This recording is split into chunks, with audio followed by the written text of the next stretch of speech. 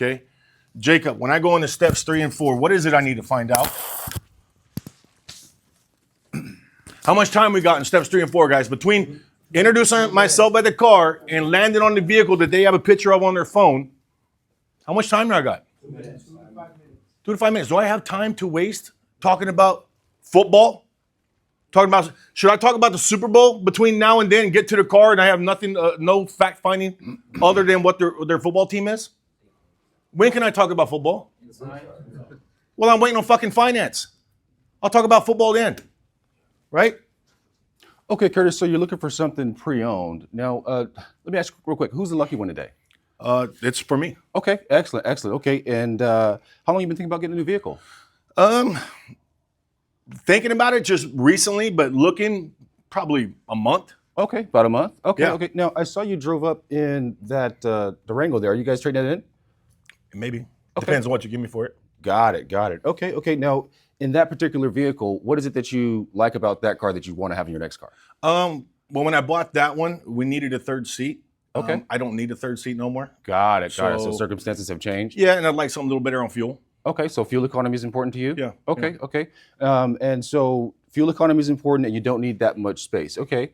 And what other features did that car not have that you're wanting to have in your next vehicle? I don't need something that big this time, man. I want to go with probably like a sedan or something. Got something it. A little more easier, a little more convenient. Got it. Something that's a little bit more convenient to drive, good fuel economy, and just something a little bit smaller. Okay. So for that particular vehicle, if I had the perfect car, what particular budget did you set aside for your next vehicle?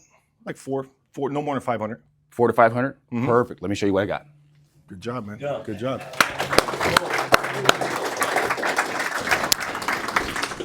Guys, listen.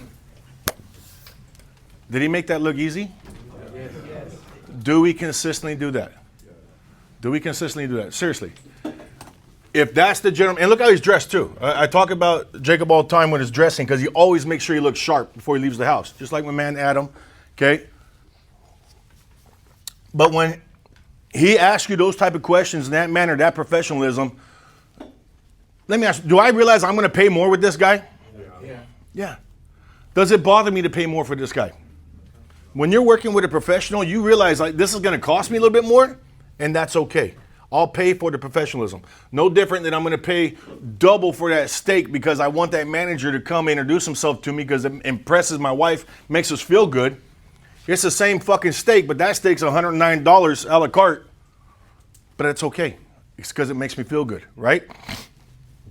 When you're working with a professional like that, you know you're going to pay more, and you're okay with that, right? Because you know you're in the hands of a professional.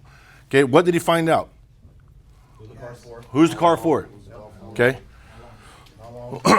How long has he been shopping? Why, for you new guys, why is that important? Why would I ask somebody how long you've been shopping?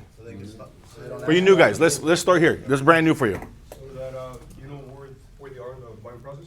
So you know where you're at in the buying process, okay? What's the average amount of time somebody shops online before they go to the dealership? 15 hours. 15 hours, 2 weeks, okay? Just so you know that. Those are the stats, okay?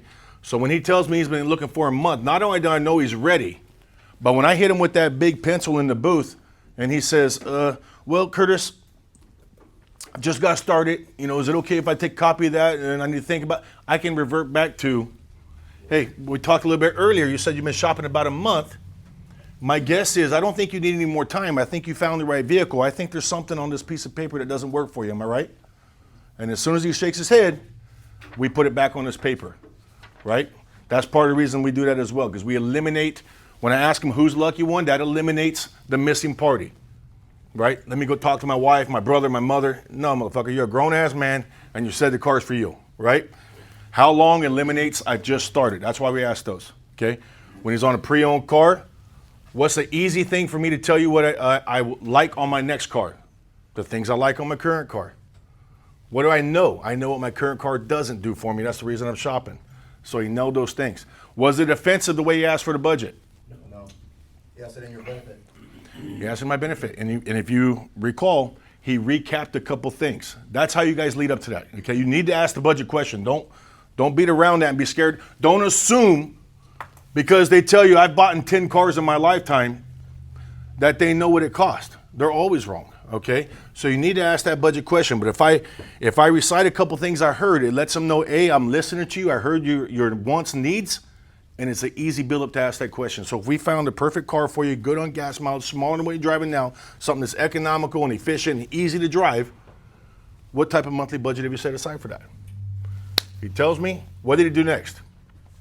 Little details, okay? What did he do next? I have the right vehicle, follow him this way. I got the right vehicle, come with me, okay?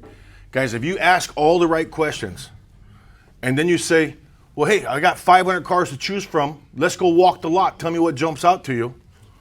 They may not be as direct as I am, but in their head they're going, what the fuck you ask me all those questions for? We're just gonna walk this lot together, right? Is it okay if I call you if I need you? Can I call you if I need you? You'll get answers like that because you've lost credibility now. You asked me all the right questions and I thought I was dealing with a professional, and now you want me to walk this 5 acres out here in the sun. I could do that by myself, right? He took control and said, I got the right vehicle, come with me. Is that what your customer wants? Yeah. That's what your customer wants. That's what they're gonna pay for. That's the difference between grocers and mini kings. It really is.